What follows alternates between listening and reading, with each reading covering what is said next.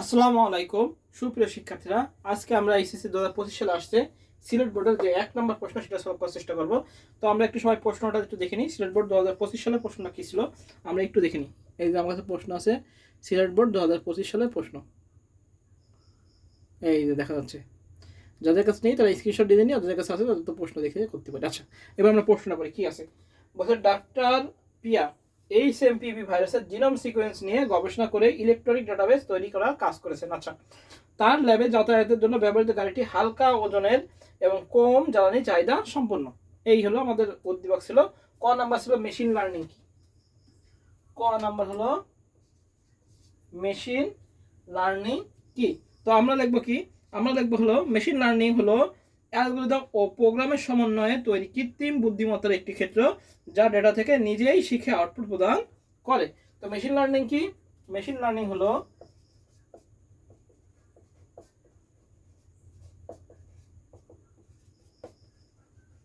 Machine learning কিসের সমন্বয় করবে, এটা অ্যালগরিদম এবং প্রোগ্রামের সমন্বয়। তাই মেশিন লার্নিং কি, মেশিন লার্নিং হলো অ্যালগরিদম ও প্রোগ্রামের সমন্বয় তৈরি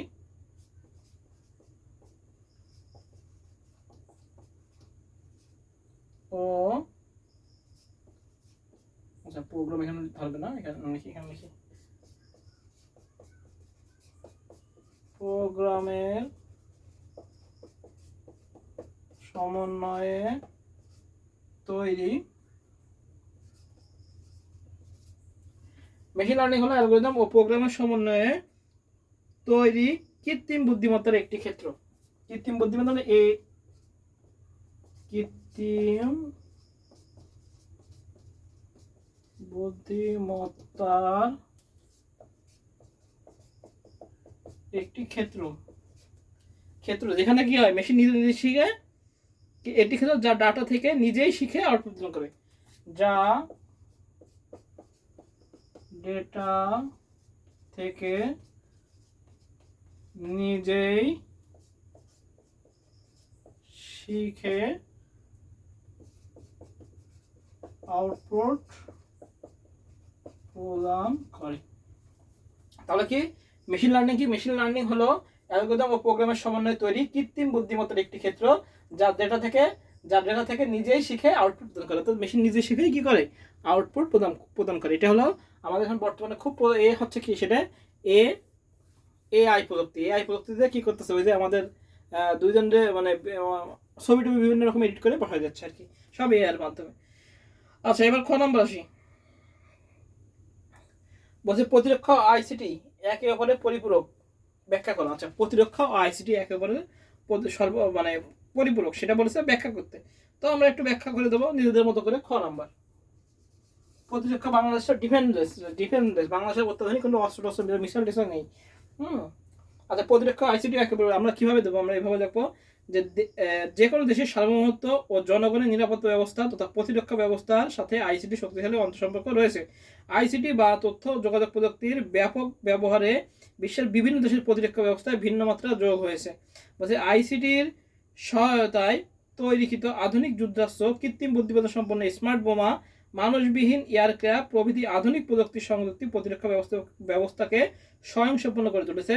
তাই বলা যায় প্রতিরক্ষা ও আইসিটি একে অপরের একে অপরের কি পরিপূরক হিসাবে কাজ করছে। যেমন আমরা বলতে পারি যে ইসরায়েল কদিন আগে ইরানে হামলা করলো, যে আমাদের ইরানে এখন যারা টার্গেট করেছে তাড়াতাড়ি মারেছে কিসের মাধ্যমে, এএল প্রযুক্তির মাধ্যমে, মানে একদম এমনভাবে টার্গেটেই হামলা করেছে। তাহলে ওদের কি প্রযুক্তিগুলো আগে গেছে, অবশ্য শয়তানদের প্রযুক্তি তো বাড়বেই। আচ্ছা, তাহলে খ নাম্বার গেল, আমরা এইভাবে সুন্দর করে লিখে দেবো। হ্যাঁ, এবার আসি গ নাম্বার। বলছে উদ্দীপকে উল্লেখিত গবেষণা প্রযুক্তি বলুন। আচ্ছা, গ নাম্বার যে গবেষণা করেছে সেই গবেষণাটা কি করেছে, গ নাম্বার যে গবেষণা করেছে সেটা হলো বায়ো ইনফরমেটিক্স। হ্যাঁ, উদ্দীপকে উল্লেখিত গবেষণা প্রযুক্তি কি, বায়ো ইনফরমেটিক্স। উত্তর কি হবে, বায়ো ইনফরমেটিক্স। এটা হলো জ্ঞানের। তো আমরা লিখবো উদ্দীপকে উল্লেখিত গবেষণা প্রযুক্তি হলো বায়ো ইনফরমেটিক্স।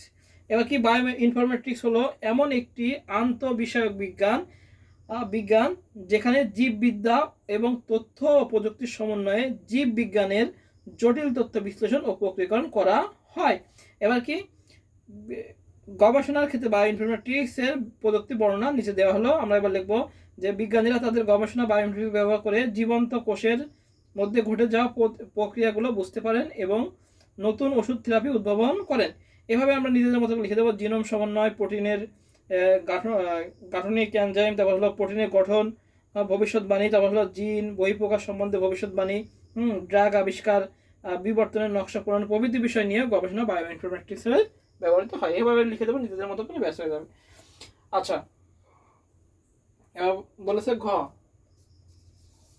ঘ নাম্বার কি বলেছে? ঘ নাম্বার আমাদের বলেছে যে বলেছিল উদ্দীপকে উল্লেখিত, আচ্ছা উদ্দীপকে উল্লেখিত গাড়িটি ব্যবহৃত প্রযুক্তি ব্যবহারের ক্ষেত্রসমূহ বর্ণনা করা। আচ্ছা, উদ্দীপকে উল্লেখিত প্রযুক্তিটি হলো কি? গাড়ি, যে বলছিল ও গাড়িটির ওজনে হালকা ও চাহিদা জ্বালানি চাহিদা কম। তাহলে আমরা এটা বলতে পারি ন্যানো টেকনোলজি। কি বলতে পারি? ন্যানো টেকনোলজি, ন্যানো টেকনোলজি বলতে পারি। তাহলে উদ্দীপকে আমরা লিখবো উদ্দীপকে উল্লেখিত হালকা ওজন ও চাহিদা জ্বালানি চাহিদা সম্পূর্ণ প্রযুক্তিটি হলো কি? আমাদের ন্যানো টেকনোলজি। এবার আমরা লিখতে পারি ন্যানো টেকনোলজি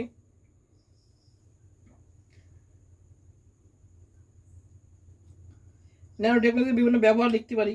যে আমরা লিখবো হলো ন্যানো টেকনোলজি হলো এমন একটি প্রযুক্তি যেখানে ন্যানোমিটার স্কেলে একটি বস্তুকে সুনিপুণভাবে ব্যবহার করা যায়, অর্থাৎ পরিবর্তন, ধ্বংস বা সৃষ্টি করা যায়।